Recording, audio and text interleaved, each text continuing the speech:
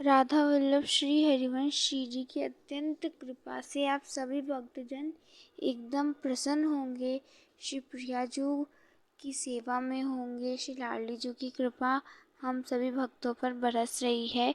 तो श्री पंडित जी महाराज के पावन चरित्र को हम सभी भक्तजन श्रवण कर रहे थे। हम सब जानते हैं कि श्री पंडित जी महाराज श्री गोवर्धन जी में सोहनी सेवा करते थे। उन्हें सोहनी सेवा करना बहुत ही प्रिय था। तो एक बार ऐसे ही श्री पंडित जी प्रतिदिन सोहनी करते, तो ऐसे ही एक दिन श्री पंडित जी सोहनी कर रहे थे।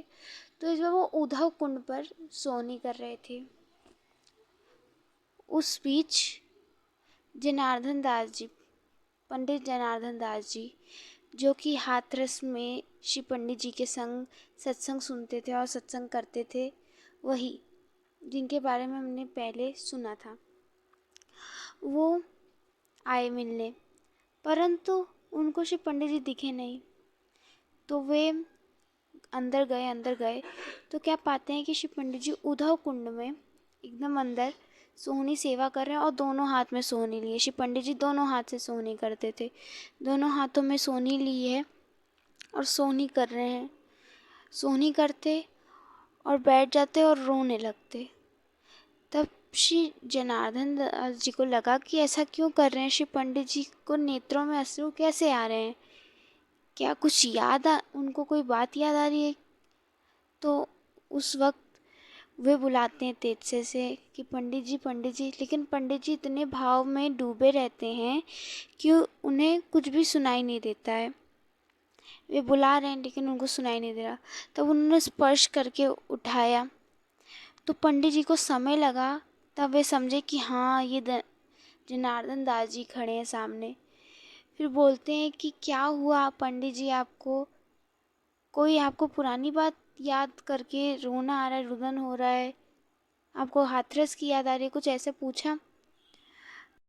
तो पंडित जी विरहमय स्वर से कहते हैं, मैं क्या बताऊं, मैं जब भी सोहनी कर लेता हूँ तो ठाकुर जी उठकर खेलने लगते हैं।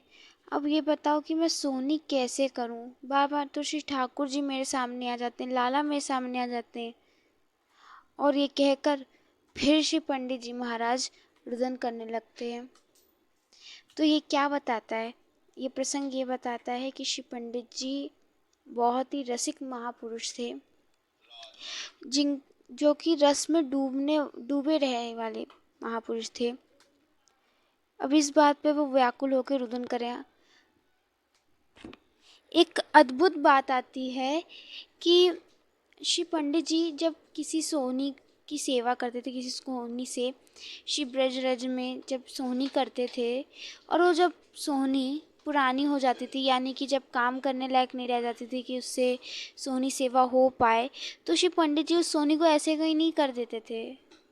श्री पंडित जी उसका बड़े सुंदर से, क्योंकि सोहनी मदद करती थी ब्रज को स्वच्छ करने में, तो वो कैसे करते थे सोहनी जी के साथ, जब सोहनी पुरानी हो जाती थी, ख़राब हो जाती थी, या फिर उस अवस्था में रह जाती थी कि उससे सोहनी कर पाए, तो श्री पंडित जी जाते थे गोवर्धन पर, और गोवर्धन में जाने के बाद वहाँ पर सोहनी रखते। सोहनी रखने के बाद उस पर पुष्प डालते और फिर उसकी पूजा करते। उसके पश्चात उस सोहनी को वहाँ पर उस सोहनी का संस्कार करके फिर नई सोहनी लाते और उससे सेवा करते। इस प्रकार की श्रद्धा उनकी सोहनी से थी। अब हम अपने जन होते तो हम सोचते हैं क्या पागलपना है, परंतु संतों में तो यही पागलपना है जो श्री ठाकुर जी और श्री लाडली जी को बहुत प्रिय है। हम संसारी दृष्टि खराब है, लेकिन प्रभु के लिए तो सेवा है। तो श्री पंडित जी का ब्रज में सोहनी लगाना सबसे प्रिय कार्य था। वो श्री ठाकुर जी के लिए, श्री प्रिया जी के लिए सोहनी लगाते थे, जिससे जो बीच बीच में कंकड़ हैं, ऐसी घास है जो चुभ सकती है, उसको हटा दे और वे श्री प्रिया प्रियतम के चलने के लायक हो जाए वो भूमि। इसलिए श्री पंडित जी इतनी सोहनी करते थे। और कभी कभी ना श्री पंडित जी महाराज को श्री लालजू और श्री प्रिया जू के चरणों के उसमें दर्शन भी होते थे।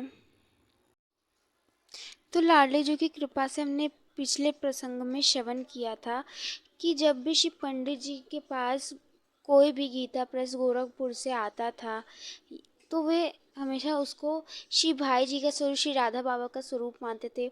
एक बार श्री राधा बाबा स्वयं और श्री भाई जी महाराज और रामदेई पोद्दार जी आई थी दर्शन करने, सब श्री पंडित जी महाराज के। फिर कुछ दिन बाद श्री राधे श्याम पंकज जी 4 माह की परिक्रमा पूरा करने के लिए गोवर्धन की श्री पंडित जी महाराज के पास आए थे। ऐसे ही एक बार श्री पंडित जी महाराज के पास एक गोरखपुर गीता प्रेस से ही एक बार एक श्रद्धालु जन आते हैं और वो श्री पंडित जी महाराज के पास आए थे उनके दर्शन करने के लिए। तो श्री पंडित जी महाराज उनका उसी प्रकार सत्कार करते थे जिस प्रकार वो श्री राधा बाबा और श्री भाई जी महाराज का करते थे। तो वे जो आए थे श्रद्धालु जन वो श्री पंडित जी महाराज को भाई जी का लिखा हुआ षोडश गीत सुनाते थे। और जब वो षोडश गीत सुनाते थे श्री पंडित जी महाराज को तो उनका षोडश गीत सुनाना श्री पंडित जी महाराज को बड़ा पसंद था। जब भी वो श्री पंडित जी को देखते तो षोडश गीत गाते थे। तो श्री पंडित जी कभी कभार कहते थे, आप षोडश गीत गाते हैं ये तो बहुत अच्छी बात है, परंतु आपको कुछ भजन और आदि आदि कार्य भी करने चाहिए बाकी बचे हुए समय में, ये भी प्रभु को प्राप्त कराने में आपको सहायता देगा। तो श्री पंडित जी महाराज सबको भजन करने और जो समय बचा है उसको अच्छी जगह प्रयोग करने का भी उपदेश दिया करते थे अक्सर साधक जनों को कि जो समय है उसमें हमें यही चेष्टा करनी चाहिए कि निरंतर श्री प्रभु का नाम जप चलता रहे, श्री प्रभु का चिंतन चलता रहे और इससे प्रभु के प्रति भाव और बढ़ता है। तो श्री पंडित जी महाराज अपने जीवन में श्री सद्गुरुदेव भगवान की बातों को हमेशा उतारते थे। एक बार श्री पंडित जी महाराज जब हाथरस में थे तो वो घटना अपने शिष्यजनों को सुना रहे थे कि एक बार श्री उड़िया बाबा जी उनके सद्गुरुदेव भगवान उनको दर्शन देने आए थे।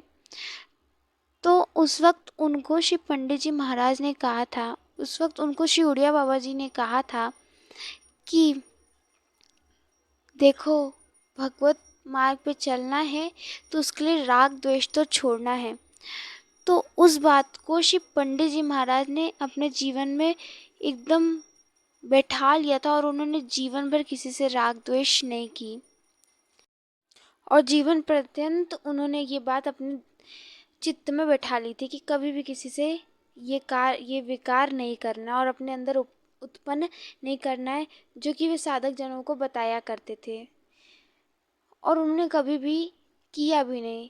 जब कोई ब्रजवासी आता था और कहता था कि बाबा भिक्षा हमारे यहाँ लेने आना, परंतु किसी कारण श्री पंडित जी महाराज जब नहीं ले पाते थे तो वे ब्रजवासी जी ना आते थे और कहते थे, क्यों बाबा तू आया नहीं, हमने तो को बुलाया तो श्री पंडित जी बड़े विनम्रता पूर्वक उसको उस ब्रजवासी को समझा देते थे, बुझा देते थे कि वो ब्रजवासी समझ जाता था। अब जब श्री पंडित जी महाराज के श्री सद्गुरुदेव भगवान का भगवत धाम गमन हो गया था, जब श्री पंडित जी महाराज सद्गुरुदेव भगवान के शरीर के ओर जाते हैं, वे श्री उड़िया बाबा जी के शरीर के ओर जाते हैं जहाँ श्री उड़िया बाबा जी का शरीर था। तो वहीं पे जाते हैं और सबसे पहले उन्होंने श्री गुरुदेव के चरण स्पर्श किए थे और स्पर्श करने के पश्चात उनके चरणों को धोकर अपना धोकर जो जल था उससे अपने पास जीवन भर के रख लिया था और सदैव उस जल में जल मिलाकर वो सदैव पान करते थे, क्योंकि उनको अपने गुरु प्रति इतनी निष्ठा थी कि उनके गुरुदेव जो कहते थे वो वैसा करते थे। तो गुरुदेव के चरण वे धोकर पीते थे। तो उस दिन जिस दिन श्री उड़िया बाबा जी चले गए थे भगवत धाम, तो उन्होंने तो उस दिन उन्होंने जल भरकर अपने पास रख लिया था और श्री पंडित जी ने अपने पूरे जीवन पर्यंत उस जल को प्रयोग किया और उस जल को रोज पीते थे। अपने गुरुदेव के चरणों को धोकर वे प्रतिदिन पीते थे, सदैव पीते रहे। ऐसी उनकी गुरु निष्ठा थी। जो गुरु कहते थे वैसा करना है। अगर गुरु ने कहा कि उस वहाँ बैठो तो बैठना है, अगर गुरु ने कहा ये करना है तो ये करना है। उन्होंने अपने जीवन में उठा और भर लिया था ये बात। और भगवान को वही भक्त प्रिय है जो अपने गुरु के आदेशों पर चलता है। जिस भक्त पर उसके गुरु की कृपा हुई है, उस पर शिव ठाकुर जी की कृपा तो रहती है, लेकिन जब गुरु कृपा ना हो तब ठाकुर जी की भी कृपा नहीं होती है। तो शिव जी की कृपा से आज के प्रसंग में हमने यहाँ तक श्रवण किया। लाडली जी की कृपा से आगे के प्रसंग में हम श्रवण करेंगे श्री पंडित जी की चरित्रावली को। आज हम अभी यहीं पे विराम देते हैं। तब तक के लिए आप सभी भक्तों को राधा वल्लभ श्री हरिवंश।